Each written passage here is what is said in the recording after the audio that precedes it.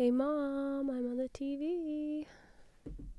Hey, welcome to episode 4 of I Made a Soundtrack. These are long videos I'm making about each of the tracks on the soundtrack I made for an Apple TV series called Trying, which is coming out on Apple TV with episodes every Wednesday at the moment. So on Wednesday just gone, episode 4 came out, and so I will talk about the song from episode 4, which is called Favorite Idiot and features the incredible Liang Lawrence. At its core, Favorite Idiot is a girly, horny, vulnerable love song. It's about saying, hey, I know you've got a lot going on right now, but would it kill you to just come over, sit on my bed for a bit, maybe we could kiss? I don't know.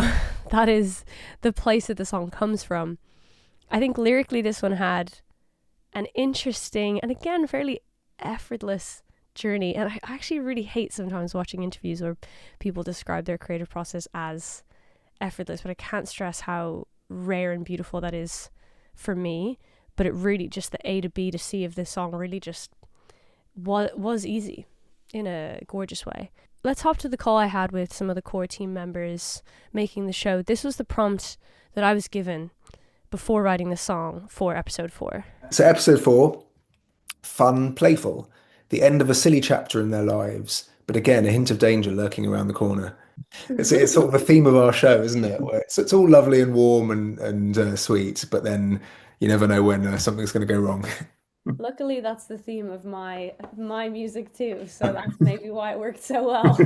I feel like I really locked in on the word playful and then wrote a lyric that was 95% my own. I didn't have the title or that line about you're my favorite idiot thing, but I did have, like I said, the rest of it. I was missing maybe like a punchy line, and I was thinking a lot about Nikki and Jason, who are the leads in this show. They fight and they take the piss out of each other, and they're angry at each other and they're anxious sometimes, but they always come back together. I really like that about them. Jason, played by Rafe Spall, who is Timothy Spall's son. So they're like a family of actors. Timothy Spall played Peter Pettigrew in Harry Potter and other things.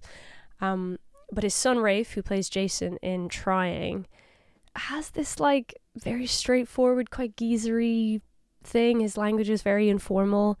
And I wanted something that felt a little bit like a nod to that. And I think how much Nikki and Jason love each other and tease each other and love each other and tease each other, like, was something I wanted to bring into the song. And so this line of like, you're my favorite idiot, it's honestly not something that I think I would say, but it is something I feel like Jason and Nikki might say. Musically, I feel like I was thinking about Fleetwood Mac. When am I not thinking about Fleetwood Mac? And I was also thinking about other bands influenced by Fleetwood Mac. Haim, probably a great example. Interestingly, once the Haim seed planted itself in my head, and how cool would it be to have another girl feature on that song? Let me cosplay out that Haim dream in my own weird way. So once the song was written and demoed, I went about thinking about who might be good to lend their voice to the song. And I thought of Liang Lawrence, who is an artist who I've loved for a really long time and have mutual friends with. I love her voice. I love her energy. And I felt like we would do a really great job of this together. But before we get Liang, we demoed the song, and I'd like to just show you the main building blocks. These stems are quite strange and disorganized, but will allow us to kind of skate through it in a rough way. Eventually we got Sir Matt Swales, one of my favorite drummers and people on this green earth, to track the drums, but these demo drums are for me. So they come in from the very beginning.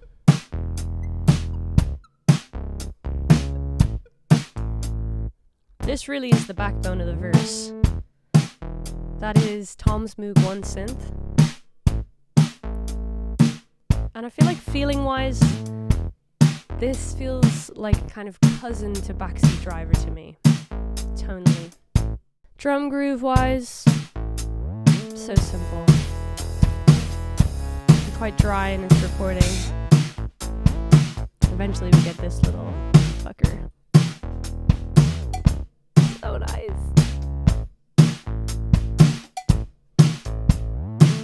And actually the bass taking up so much space melodically, and having so much top end on it removes the pressure for there to be anything like big and chordy and held, which is one of my favorite things because it gives you so much space to play with.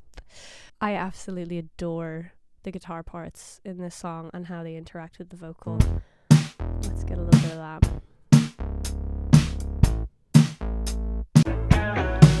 I told you everything's fine. In reality, I'm at home, just crawling up the wall. Now I feel okay again. You could say anything, you're my favorite idiot of all. I feel like they're just dancing in and around the vocals in such a fun way. Let's have a little moment of appreciation for the vocals in this song. This version of the demo is weird. It doesn't have all of Liang's parts in, but you'll get the idea here. Stuck on the thought, always running in the background, been neglecting all my basic needs. So I was thinking you could come round and snap me out of this dream. Vocals, bass, the warmest, most cuddly synth I've ever heard. I'm obsessed. Always running in the background.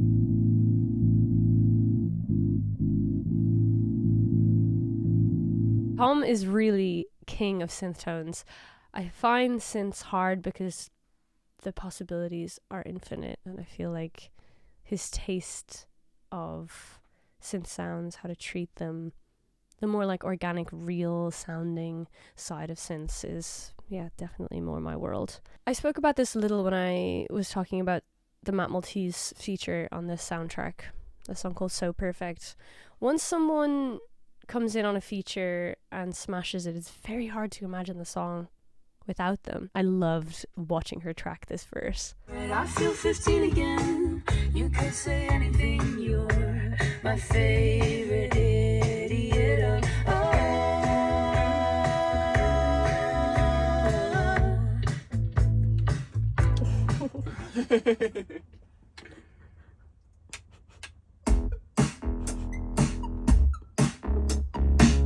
By far my favourite part of this song is the bridge that me and Liang tracked at the same time, facing each other.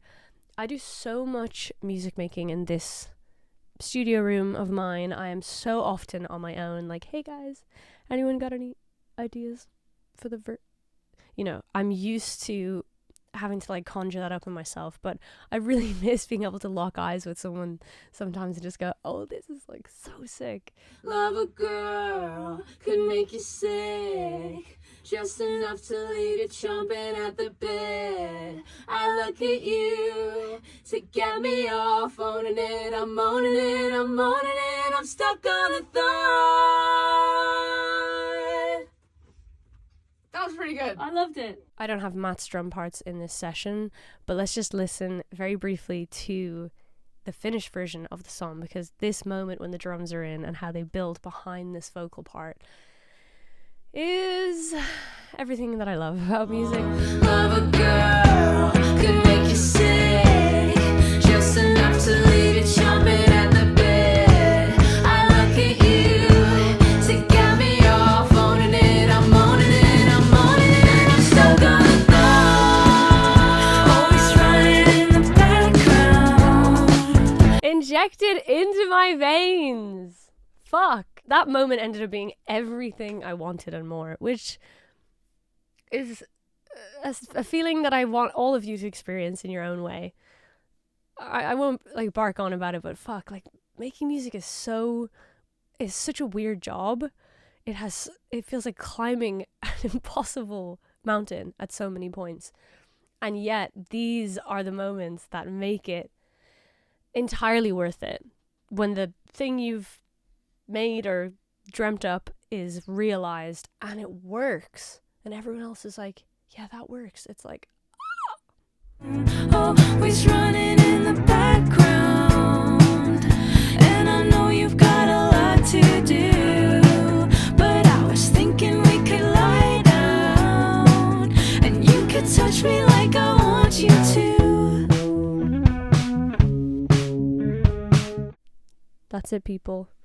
Favorite Idiot, me featuring Liang Lawrence, out everywhere now, wherever you get your music, and indeed the whole soundtrack is out too. I'm going to leave you with a snippet of the show with this song in, so you can see it used in context, and I will see you next week all over the internet for a focus on track 5, which is called The Power, a ballady number, my Elton John moment. Love.